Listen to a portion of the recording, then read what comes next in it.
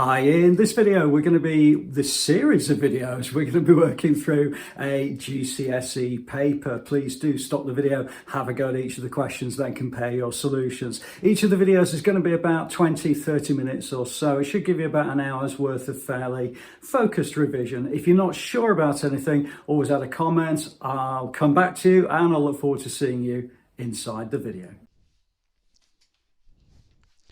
Hi, this is the third video in the series where we're looking at the May 2020 and it's the Maths Higher Tier paper for Edexcel. In the previous video we completed through to question number 18. In this particular video we're going to start from question number 19 onwards.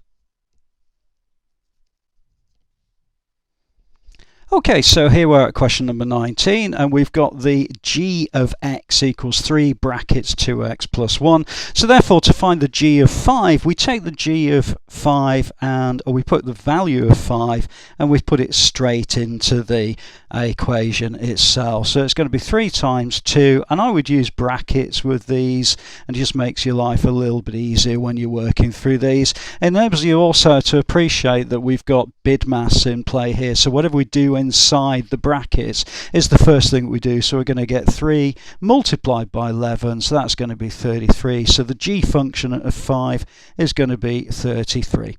Okay, and then it says find the gf of 9, and that's part B. So the first thing that we do is we find the function of 9 and then we put it into the function of g, and we kind of work backwards. If you're not sure about any of these, please do let me know. There are some other playlists and worksheets that you can have a look at.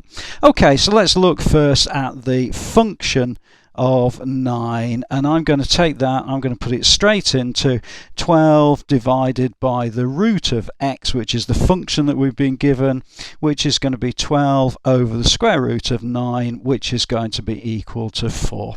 And then I take that value of 4 and I put it into the function of g, so I'm going to get the gf of 9 is going to be equal to 3, and it's 2x plus 1, so therefore it's going to be 3. 2 times 4 plus 1. Okay, and I want to work all of that out, bearing in mind you must do the brackets first. I'm going to get 27, and my answer then to part B would be 27. Okay, hopefully that's okay for you. Let's have a look at the final one, which is the inverse function of g. Now what we've been given is the normal function of g is going to be equal to 2x plus 1. Now there is a method of doing this, and if you have a look at some of the playlists and some of the other worksheets, that will give you some idea. And what I do is I say, well, I'm going to make it equal to y, and then basically I make x the subject of this particular formula. But first I need to get rid of the brackets, so it's going to be 6x plus 3, and I'm going to do y minus 3 all divided by 6 equals x, and that's perfectly fine. I've made x the subject, and then it's really just a case of changing everything back again. So I'm going to get g inverse of x is going to equal to, and rather than writing y minus 3, I write it as x minus 3 over 6. Okay, and then if I want to find the value of the inverse function when it's a value of 6, which is as per the question, I'm going to get 6 minus 3 all over 6, so therefore that's going to give us a half, and that would be the answer to part C of this particular question. Okay, so these questions are much more difficult. They are towards the end of a higher tier paper, so it does take a little while to work through. But again, if you're not sure, let me know.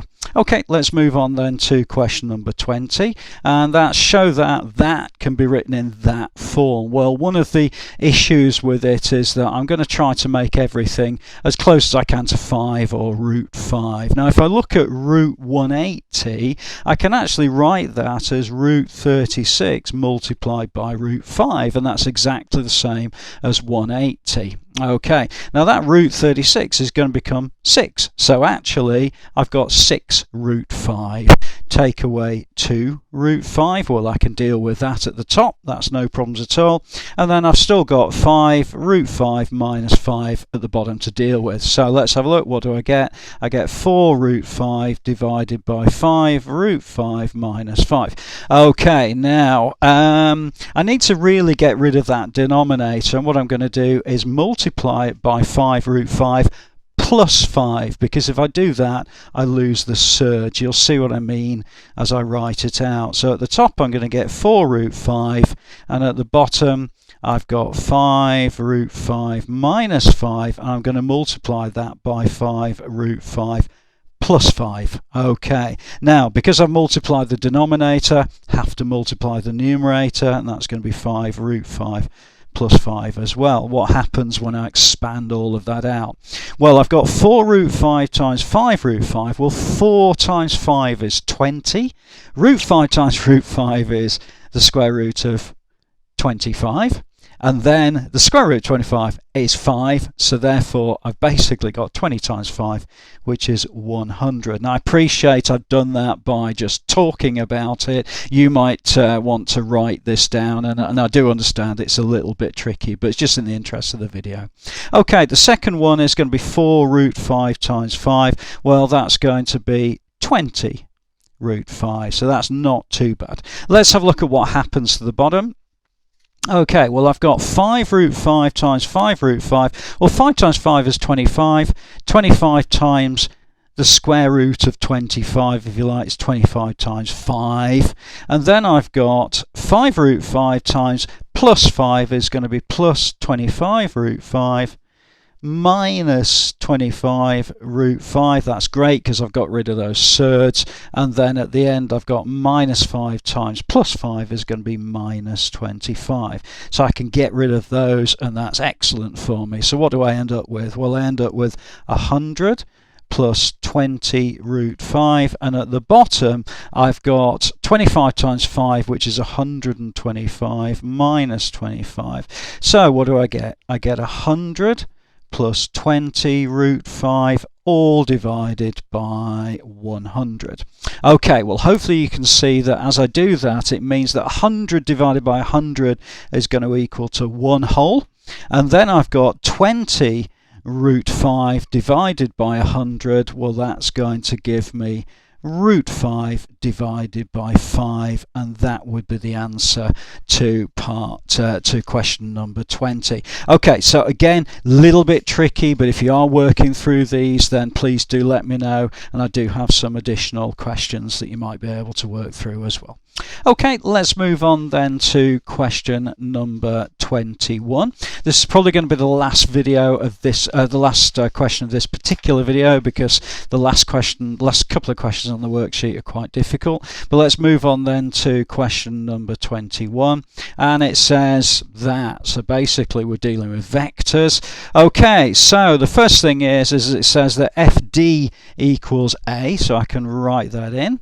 And FE equals the vector B. Okay, then it says use a vector method to prove that PQ, which is this line along here, is going to be parallel to FE. So what I would do is I would write a line that says something like, if PQ is parallel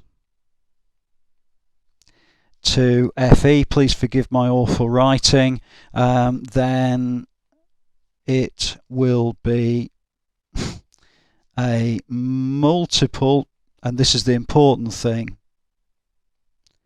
multiple of the same vector. Okay, and you'll see what I mean as we work through this. So what information have we got? Now, it's going to be a little bit difficult in the video, but if you do download or stop the video and have a go at the question for yourself, the first thing I'm going to do is I'm going to work out vector DE. Now, to go from vector DE, I need to go DF to FE. Well, that's not too bad. I've got that information fairly straightforward. So DE is going to equal vector DF.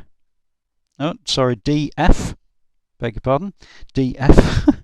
Okay, plus vector FE. Okay, so that's going to be minus A plus B, and just to write it a little bit nicer is going to be b minus a. So I know that vector de equals b minus a. Okay, I also know then that because Q is the midpoint of DE, it's this point over here, then it must be that DQ is equal to a half of DE. And that's fair enough, isn't it? So therefore I can write that DQ equals a half of vector DE. And that's going to be a half of b minus a, which we've just worked out. When I expand that out, I'm going to get a half b minus a half a, and that would be vector dq. Okay, so the reason that we need this is we need to work out vector pq. Now vector pq, and I'm going to go back to the diagram in a minute, is going to be equal to vector pd plus vector dq. And I've got dq.